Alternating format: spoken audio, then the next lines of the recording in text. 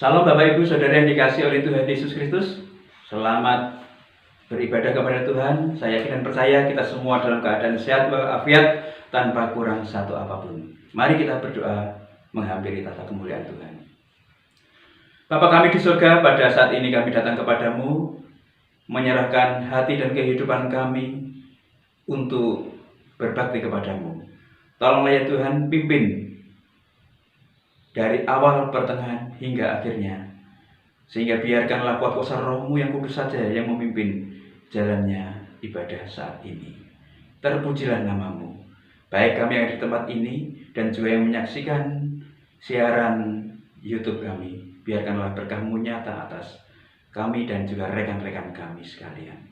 Terpujilah namamu, kami menyerahkan waktu ini seutuhnya di dalam nama Tuhan Yesus Kristus. Haleluya. Amin. Bapak Ibu Saudara yang dikasihi oleh Tuhan, kalau kita masih hidup, sehat, menikmati satu anugerah Tuhan, itu adalah satu kasih sayang dan penyertaan-Nya. Oleh sebab itu, lebih dalam kita menikmati penyertaan Tuhan, lebih dalam kita menikmati bagaimana kasih sayang perhatian Tuhan dalam kehidupan kita. Percaya atau tidak percaya, kasih Tuhan terus bekerja nyata dalam kehidupan setiap orang yang mengasihinya dan mengandalkannya. Mari kita naikkan satu pujian, Ku Bersyukur Bapa.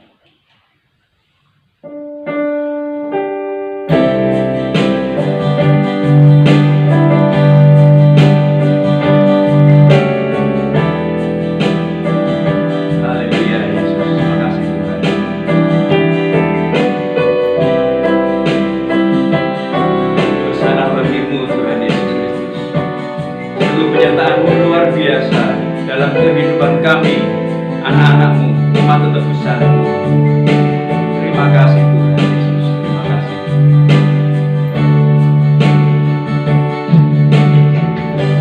Banyak yang Kau perbuat di dalam hidupku, rancangan indahmu terjadi di hidupku. Bapa yang memberi segala yang ku perlu, kasih-Mu sempurna nyata dalam hidupku. Ku bersyukur Bapa, ku bersyukur Tuhan, sebab kasih setia-Mu di dalam hidupku.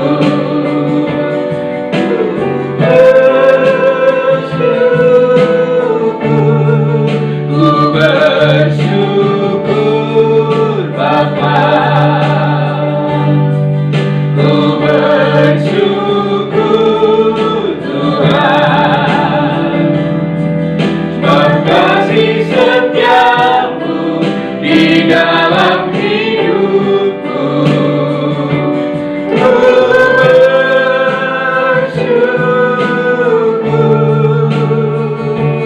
Tuhan.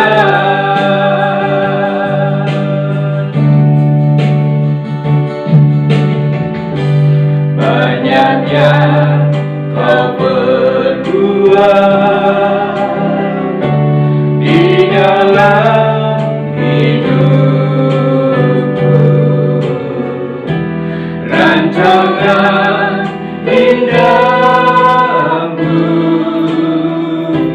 terjadi di hidupku. Bapa yang memberi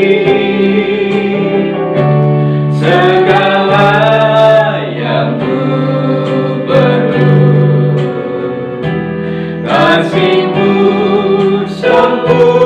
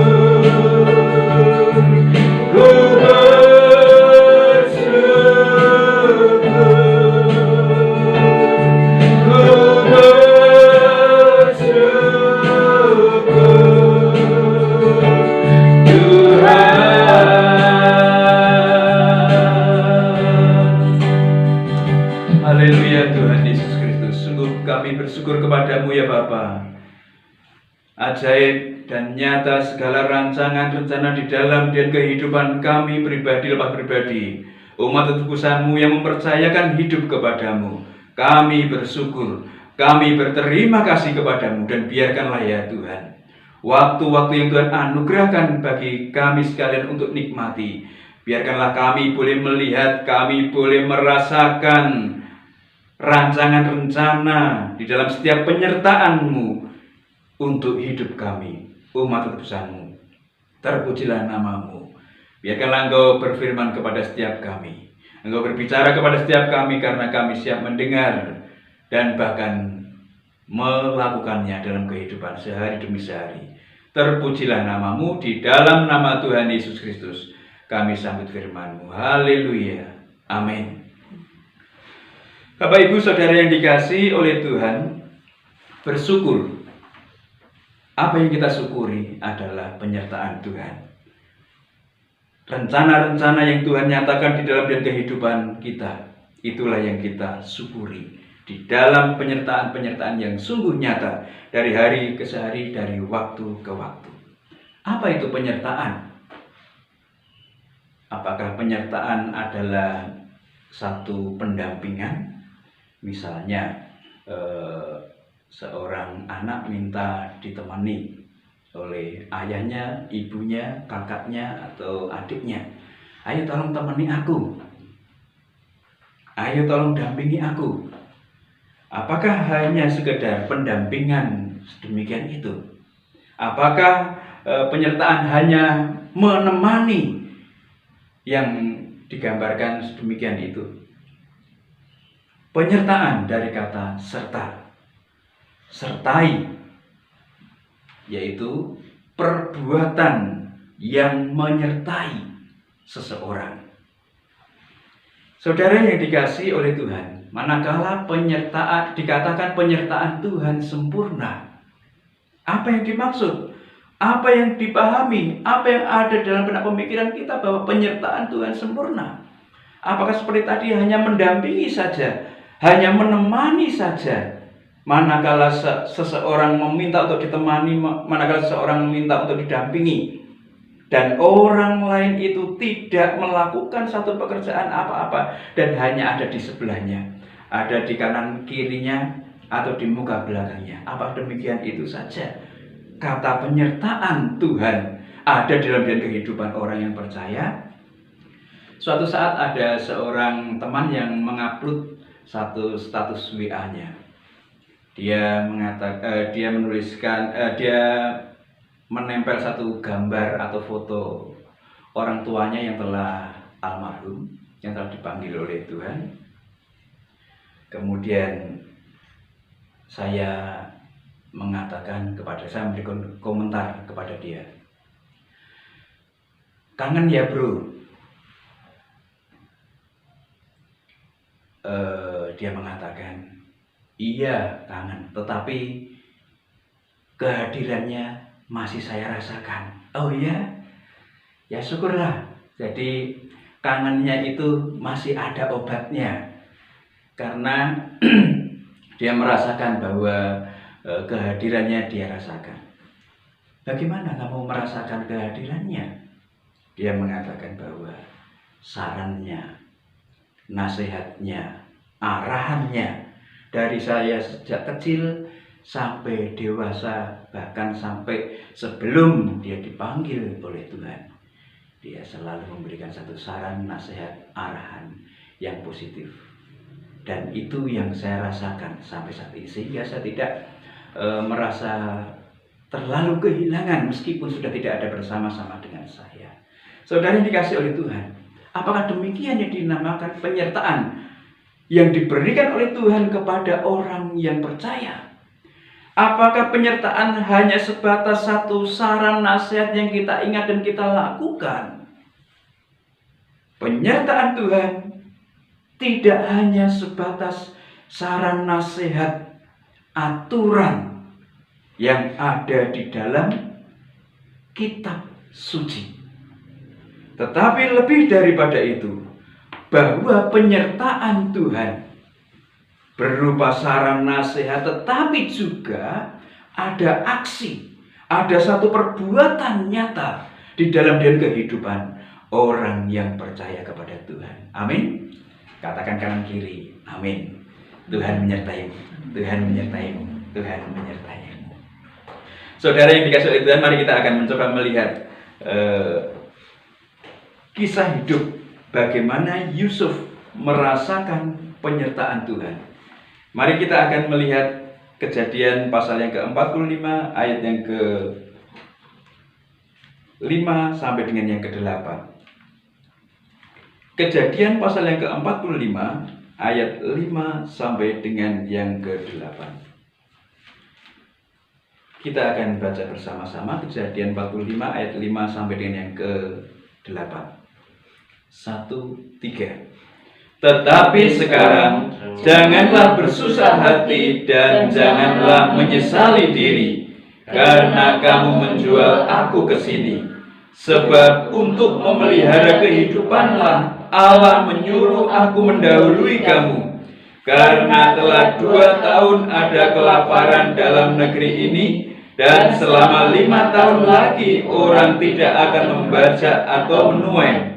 Maka Allah telah menyuruh aku mendahului kamu untuk menjamin kelanjutan keturunanmu di bumi ini dan untuk memelihara hidupmu sehingga sebagian besar daripadamu tertolong. Jadi bukanlah kamu yang menyuruh aku ke sini, tetapi Allah, Dialah yang telah menempatkan aku sebagai bapa bagi Fir'aun dan tuan atas seluruh istananya, dan sebagai kuasa atas seluruh tanah Mesir. Amin. Bapak Ibu Saudara yang dikasihi oleh Tuhan, mari kita lihat bersama, kita cermati bersama, tidak hanya pada ayat yang kita baca, sesungguhnya kisah hidup Yusuf, anak Yakub, anak Israel.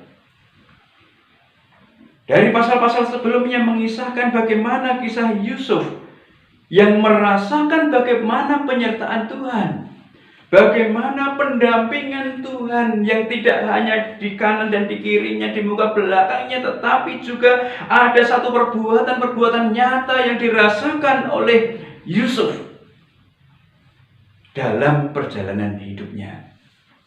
Saudara yang dikasihi oleh Tuhan, setiap orang, secara khusus orang yang percaya kepada Tuhan,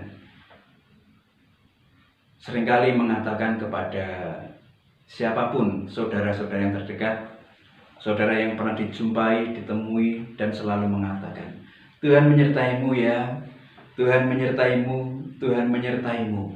Demikian seringkali kita dengar dan kita juga ucapkan. Tetapi bagaimana orang menerima satu makna, mengerti arti dari penyertaan Tuhan di dalam kehidupan pribadi lepas pribadi, sehingga tidak hanya keluar dari lidah bibir hanya disampaikan Tuhan menyertaimu, Tuhan menyertaimu, Tuhan menyertaimu, tetapi seseorang tidak bisa merasakan, baik orang yang menyampaikan ataupun orang yang mendengarkan kata-kata itu.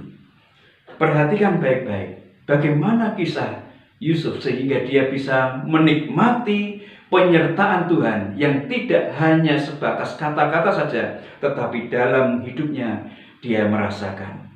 Bagian yang pertama kita melihat bagaimana kisah Yusuf, yaitu Yusuf sangat menikmati penyertaan Tuhan karena dia adalah orang yang tidak mau memaitkan hati meskipun keadaan membuat dia pahit.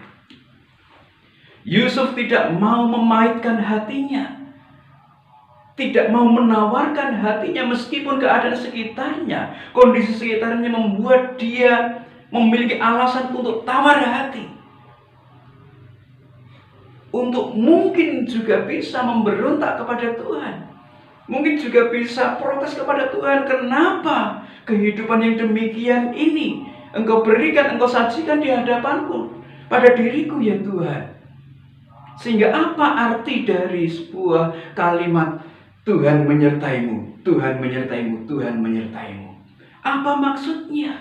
Kalau kehidupan ini ada kehidupan yang pahit, getir, situasi membuat Yusuf pada saat itu mengalami satu kepahitan yang luar biasa, tetapi ternyata tidak juga. Bagaimana tidak pahit? Bagaimana dia tidak tawar? Karena Yusuf lahir pada usia tua Yakub pada saat itu. Dan itu alasan untuk Yakub mengasihi, memberikan satu perhatian yang khusus kepada Yusuf. Dan betul, Yusuf diberikan perhatian yang luar biasa oleh Yakub. Dan apa yang dilakukan oleh kakak-kakak Yusuf adalah mereka iri, mereka benci, dan mereka tidak menyukai Yusuf karena Yakub sangat memberi perhatian yang lebih kepada Yusuf. Saudara yang dikasihi oleh Tuhan, seharusnya dia mendapatkan satu kasih sayang, tetapi pihak lain ada yang tidak menyukainya, tidak menyenanginya, dan bahkan membenci. Kemudian yang berikutnya, manakala Yusuf menceritakan mimpi kepada keluarganya, mimpi itu disampaikan bahwa matahari, bulan, dan ke-11 bintang akan datang kepadaku, menyembah kepadaku. Semakin kakak-kakak Yusuf membenci dan tidak menyukai apa yang disampaikan dalam mimpi Yusuf pada saat itu. Mereka benci, mereka tidak suka terhadap apa yang disampaikan oleh Yusuf.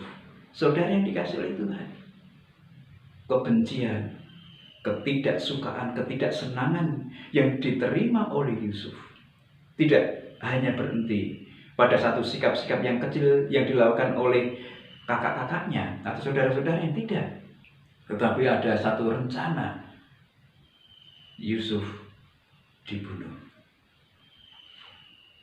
Saudara yang dikasihi oleh Tuhan, suatu saat Yusuf diminta oleh orang tuanya, coba tengok kakakmu, apakah mereka dalam keadaan selamat?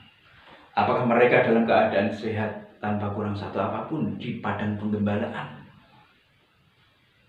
Yusuf yang masih relatif muda, relatif remaja, diminta untuk menyusul kakak-kakaknya yang ada di padang penggembalaan. Dan apa yang terjadi? Yusuf dengan senangnya, Yusuf dengan gembiranya. Karena apa? Karena dirinya merasa bebas, merasa lepas. Karena mungkin dalam perhatian orang tuanya membuat dia tidak bisa pergi kemana, tidak bisa melakukan apa-apa dan bebas. Karena orang tuanya, Yakub secara khusus memberikan satu perhatian tersendiri kepada Yusuf. Sehingga manakala dia disuruh untuk mengunjungi kakak-kakaknya yang sedang menggembalakan, maka dia dengan senang hati mencari di mana kakaknya menggembalakan ternak orang tuanya. Saudara yang dikasihi oleh Tuhan, di luar pemikiran Yusuf, di luar apa yang ada di dalam benak Yusuf pada saat itu, maka apa yang terjadi? Kakak-kakaknya melihat, weh, anak kesayangan papa telah datang menjumpai kita. Kemudian mereka berencana mau membunuh. Tetapi Ruben mengatakan, jangan dibunuh. Masukkan saja ke dalam sumur. Dalam hati Ruben, nanti akan ada satu upaya untuk menyelamatkan Yusuf. Karena Ruben tidak tega. Kemudian satu saat terlintas juga ada musafir, kafilah. Apa yang terjadi? Mari kita jual saja.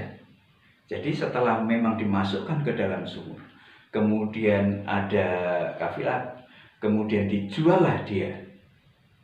Dan Yusuf sampai ke Mesir. Yusuf dijual oleh kakak-kakaknya. Saudara yang dikasihi oleh Tuhan, apa yang terjadi?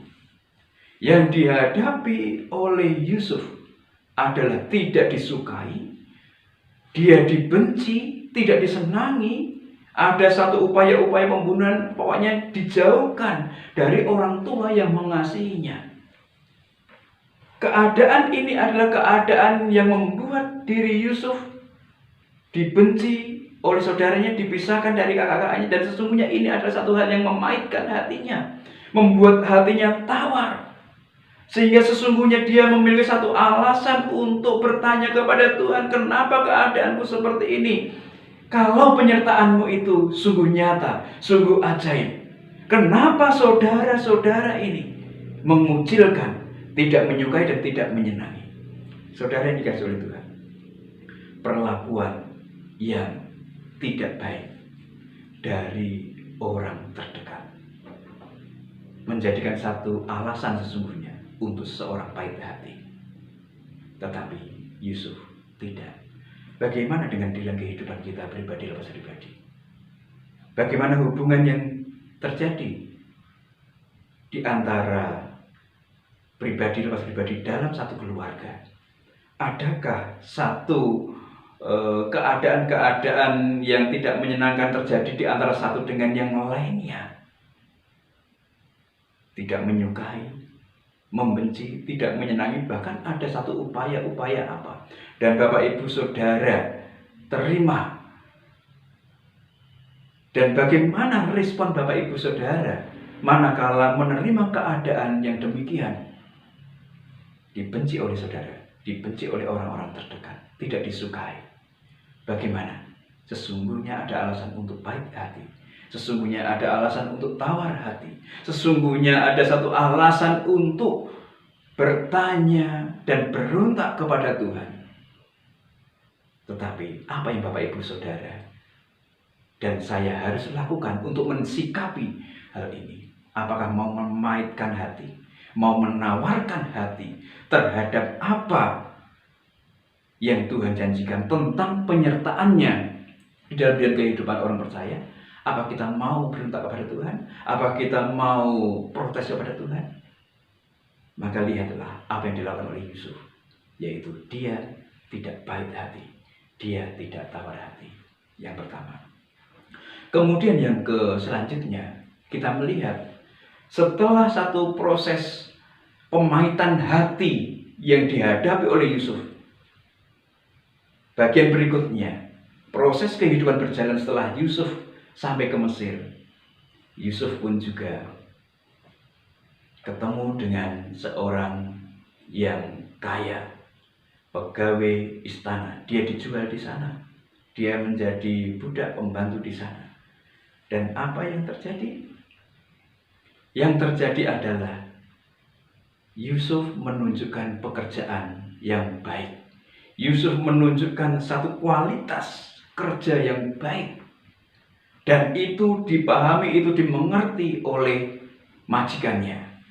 Sehingga majikannya mengatakan demikian kepadanya, Yusuf, engkau aku beri kuasa atas seluruh yang aku punya. Silahkan kembangkan, silahkan manajemen atur dengan baik.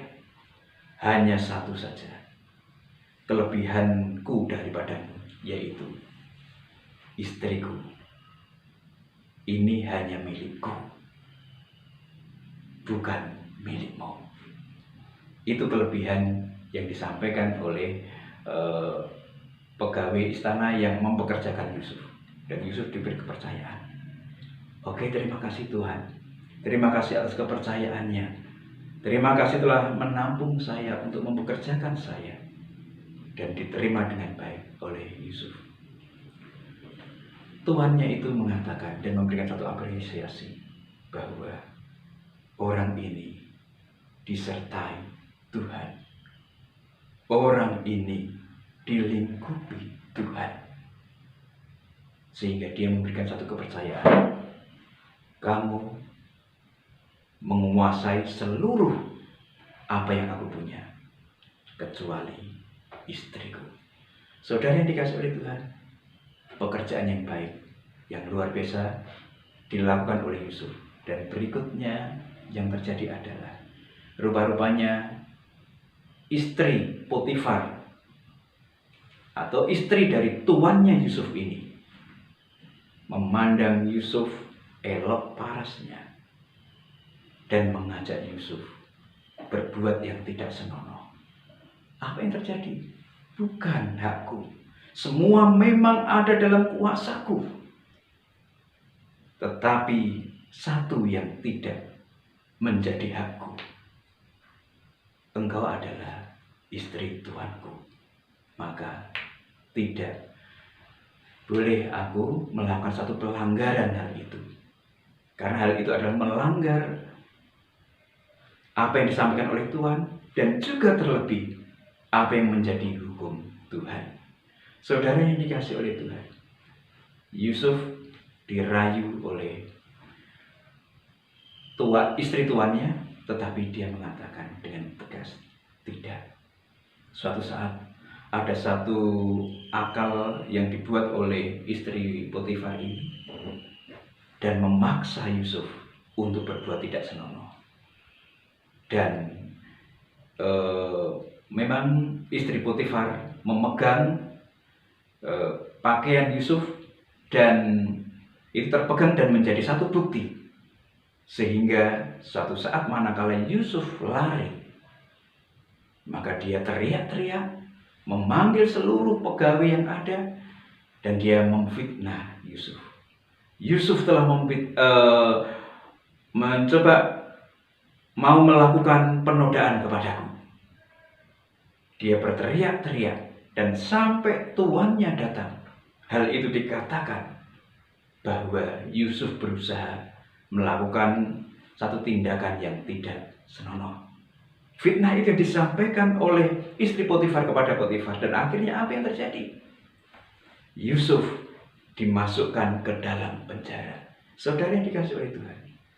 Sekali lagi, tadi sudah dibenci oleh saudara-saudaranya, tetapi manakala dia telah berada di satu luar daerah dan mendapatkan satu pekerjaan dan pekerjaannya baik, rupa-rupanya tidak kunjung selesai. Satu permasalahan yang dihadapi oleh Yusuf. Dan apa yang terjadi? Yusuf masuk ke dalam penjara. Dan di dalam penjara pun Yusuf tidak memberontak kepada Tuhan. Yusuf tidak bertanya, Yusuf tidak protes kepada Tuhan, kenapa keadaan ini dirudung dan terus datang kepada diriku? Kesusahan, kesulitan, kepahitan hati. Saudara yang dikasih oleh Tuhan, tetap Yusuf merasakan bahwa Tuhan selalu serta. Tuhan selalu memimpin, menolong, melindungi, mendampingi, melakukan satu karya dalam kehidupan Yusuf. Di sana dia ketemu dengan dua orang, satu juru minuman raja dan yang satu juru makan raja. Dan suatu saat mereka berdua bermimpi. Dan Yusuf berhasil mengartikan mimpi itu. Saudara yang dikasih oleh Tuhan, Yusuf berhasil mengartikan mimpi itu bukan karena Yusuf. Dan Yusuf mengatakan dari awal, bukankah Allah yang menafsirkan mimpi itu? Kemudian diberikan satu tafsiran. Kamu juru minuman, kamu 3 hari lagi akan keluar dari sini dan kamu akan dikembalikan posisimu sebagai juru minuman. Tetapi kamu, juru makan raja, 3 hari ini engkau akan keluar. Engkau akan ditinggikan dalam pesta ulang tahun raja. Tetapi kamu ditinggikan dengan kematianmu sebagai satu hadiah ulang tahun raja. Saudara yang dikasih oleh Tuhan, itu disampaikan oleh Yusuf kepada 2 orang ini. Kemudian benar, 3 hari lagi ada orang yang menjemput, kemudian mereka berdua keluar. Sebelum mereka keluar, Yusuf mengatakan kepada juru minuman itu, "Hai juru minuman, nanti tolong sampaikan kepada tuanku Raja Fir'aun bahwa aku ketemu dengan seorang yang bisa menafsirkan mimpi, ada di dalam penjara. Yusuf namanya." Tetapi apa yang terjadi? Kebaikan hati yang dilakukan oleh Yusuf kepada juru minuman ini tidak dibalas dengan kebaikan. Juru minuman itu sengaja melupakan apa yang menjadi perbuatan baik yang dilakukan oleh Yusuf. Saudara yang dikasihi oleh Tuhan, dari hal ini apa yang kita bisa lihat? Bahwa perbuatan baik, pekerjaan baik yang dilakukan oleh Yusuf, baik kepada Potifar, keluarga Potifar, ataupun juga kepada juru minuman, tidak mendapat satu apresiasi yang luar biasa, tidak mendapat satu apresiasi yang positif, malah dimasukkan ke dalam penjara dan bahkan malah dilupakan oleh juru minuman itu yang sesungguhnya harus menyampaikan pesan kepada raja. Saudara yang dikasihi oleh Tuhan, ada banyak alasan untuk Yusuf pahit hati. Ada banyak alasan untuk Yusuf tawar hati. Tetapi Yusuf tetap tidak tawar hati. Yusuf tetap tidak pahit hati. Meskipun keluarganya, orang-orang terdekat membenci, tidak menyukai dirinya. Tidak apa-apa, aku tidak tawar. Tetapi manakala juga ada orang yang tidak menghargai, tidak mengapresiasi pekerjaan baik yang dilakukan, dan orang itu mengetahui bahwa orang ini dipimpin, disertai oleh Tuhan, orang itu tetap tidak menghargai, dan dia pun, Yusuf, tidak pahit hati dan tawar hati. Bagaimana dalam kehidupan Bapak Ibu Saudara dan saya, manakala kita telah merasakan bahwa diri kita telah melakukan satu pekerjaan dan orang lain telah mengakui bahwa orang itu disertai Tuhan, tetapi orang tidak mengapresiasi pekerjaan kita dan bahkan merendahkan pekerjaan kita, mengabaikan pekerjaan kita, tidak menghargai. Apa yang Bapak Ibu Saudara lakukan? Apakah Bapak Ibu Saudara mau wakil kepada Tuhan? Tuhan, bagaimana? Aku sudah melakukan sesuatu yang terbaik, tetapi tidak ada penghargaan sedikit pun dari orang-orang yang menikmati hasil kerjaku. Saudara, perhatikan bagaimana kisah Yusuf yang tetap merasakan penyertaan Tuhan dalam situasi kondisi yang sulit, yang sangat tidak mengenakan. Tetapi dia tidak pahit hati, dia tidak tawar hati. Apa yang diketahui, apa yang dilakukan oleh Yusuf adalah terus merasakan Tuhan serta, Tuhan serta, Tuhan serta, Tuhan serta. Saudara yang dikasihi oleh Tuhan, keadaan dan waktulah yang akan membuktikan, yang menyampaikan suatu saat seseorang di dalam membuktikan bahwa dirinya tidak pahit hati, dirinya tidak tawar hati. Waktu Tuhan yang membuat satu keadaan sehingga Yusuf lepas dari semuanya itu.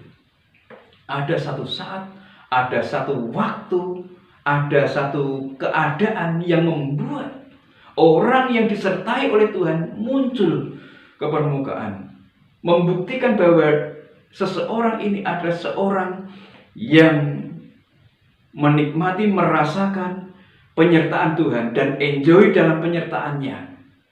Tidak hanya pada satu saat-saat yang enak saja, tetapi satu saat-saat yang sulit, satu saat-saat yang pahit, seseorang itu tetap merasakan dan satu saat akan muncul di permukaan.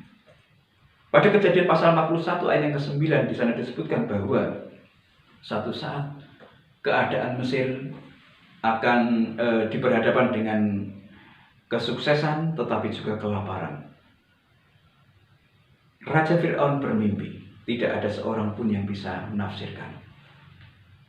Kemudian 41 ayat yang ke-9 disebutkan bahwa inilah waktuku untuk menebus kesalahanku. Juru minuman itu menyampaikan kepada Fir'aun bahwa ada di dalam penjara itu orang yang bisa menafsirkan mimpi, orang yang berakal budi, orang yang berhikmat. Dipanggilnyalah ke sana. Saudara yang dikasihi oleh Tuhan, ada waktu, ada satu keadaan di mana seseorang yang selalu merasakan, menikmati penyertaan Tuhan dalam setiap kondisi seperti apapun akan dimunculkan, akan diorbitkan. Saudara yang dikasihi oleh Tuhan, kemudian dipanggillah Yusuf. Dan Yusuf diberhadapan dengan Fir'aun. Kemudian Fir'aun bercerita bahwa ada 7 sapi gemuk, 7 sapi kurus, ada 7 bulir gandum yang baik dan ada 7 bulir gandum yang tidak baik. Kemudian Yusuf menafsirkan mimpi itu. Kemudian memberikan satu saran nasihat kepada Fir'aun. Dan apa yang terjadi adalah setelah Yusuf menyampaikan arti dari mimpi Fir'aun mengatakan, tidak ada orang yang berakal budi dan bijaksana seperti kamu. Oleh sebab itu, karena dalam 7 tahun ke depan ini ada kelimpahan dan 7 tahun berikutnya ada kelaparan, maka engkaulah orang yang tepat untuk menguasai semuanya ini, mengatur, mengendalikan semuanya ini. Hanya istana, hanya singgasana ini saja yang lebih daripadaku, yang aku miliki, aku berikan kepadamu. Saudara yang dikasihi oleh Tuhan, kembali Yusuf diberikan satu kepercayaan yang luar biasa untuk mengatur, memanajemen seluruh kerajaan Israel di bawah pemerintahan Fir'aun. Dan sekali lagi Yusuf diberi satu kepercayaan. Saudara yang dikasihi oleh Tuhan, ini adalah waktu Tuhan. Ini adalah satu keadaan di mana seseorang yang telah membuktikan tinggal, seseorang yang membuktikan hidup di dalam penyertaan Tuhan, di dalam kepercayaan, kebergantungannya kepada Tuhan, diorbitkan oleh Tuhan oleh karena keadaan yang ada, oleh karena waktu yang ada. Oleh sebab itu, jangan pernah protes kepada Tuhan. Jangan pernah keluh kesah seperti apapun kepada Tuhan tentang kepahitan yang disebabkan oleh apapun yang Bapak, Ibu, Saudara, dan saya terima. Tetap ingatlah bahwa Tuhan menyertai. Dan apa yang terjadi dalam kehidupan Yusuf adalah Yusuf dipertemukan dengan saudara-saudaranya. Yusuf dipertemukan dengan bapaknya, keluarga besarnya. Dan apa yang terjadi dalam diri dan benak pemikiran Yusuf? Dia mengatakan kepada saudara-saudaranya, sesungguhnya bukan kamu yang membuat aku seperti ini, tetapi Tuhanlah. Jangan takut. Jangan. Karena Tuhan punya maksud. Tuhan punya rencana. Tuhan punya rancangan dalam kehidupan pribadi lepas pribadi. Sehingga saudara-saudaranya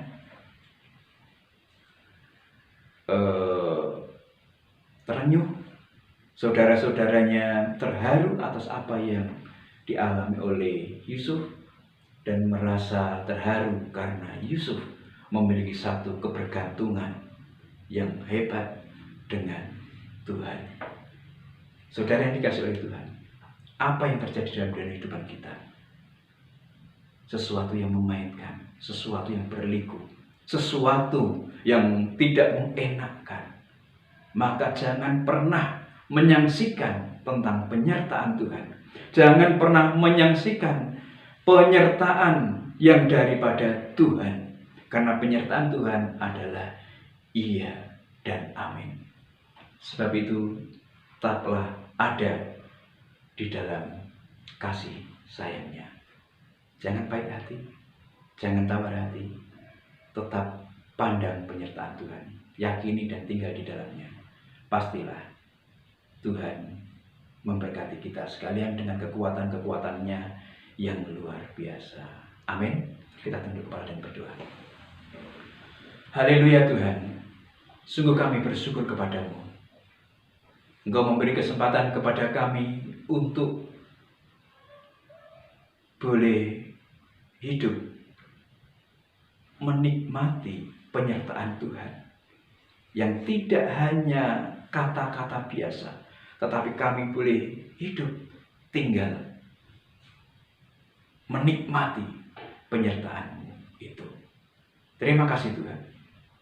Kisah hidup Yusuf kiranya boleh menginspirasi, boleh menggerakkan, meneguhkan kami. Manakala kami diberhadapan dengan sesuatu yang memaitkan hati, sesuatu yang membuat tawar hati kami. Dan biarkanlah keadaan-keadaan itu tidak membuat kami meragukan atas penyertaan-Mu. Penyertaan-Mu adalah saran nasihat yang kami dapatkan terima dari firman-Mu. Dan juga campur tangan-Mu yang luar biasa, nyata di dalam kehidupan kami, pribadi lepas pribadi. Berkati anak-anak-Mu dimanapun berada, bagi yang ada di tempat ini ataupun di tempat-tempat lain. Kiranya kasih sayang-Mu nyata atas mereka sekalian. Terpujilah nama-Mu. Kami terus berdoa untuk bangsa dan negara kami tercinta Indonesia yang bergumul untuk kesehatan, untuk hubungan sosial politik yang ada di dalam negeri ataupun di luar negeri, ataupun juga dalam perbaikan sistem perekonomian. Tuhan, Engkau memberkati pemerintah bangsa dan negara ini, sehingga biarkanlah keadaan sejahtera boleh dinikmati oleh masyarakat Indonesia ini. Terima kasih Tuhan, terima kasih. Dan saat ini kami berdoa kepada-Mu, biarkanlah ya Tuhan, Engkau memberkati setiap jemaat-Mu yang di tempat ini atau di tempat lain yang menikmati siaran ini. Biarkanlah ya Tuhan, seminggu yang akan dilalui tidak tahu apa yang terjadi, namun biarkanlah kasih penyertaan-Mu sungguh dirasakan secara nyata dalam kehidupan pribadi lepas pribadi. Dan biarkanlah ya Tuhan, kemenangan yang berasal daripada-Mu boleh nyata atas setiap kami. Dan kami pinta pohon melalui doa yang Tuhan ajarkan kepada para murid-Mu yang demikian bunyinya. Bapa kami yang ada di surga, dikuduskanlah nama-Mu. Datanglah kerajaan-Mu, jadilah kehendak-Mu di bumi seperti di surga. Berikanlah kami pada hari ini makanan kami secukupnya, dan ampunilah kami akan kesalahan kami seperti kami mengampuni orang bersalah pada kami. Dan janganlah membawa kami ke dalam pencobaan, tetapi lepaskanlah kami daripada yang jahat.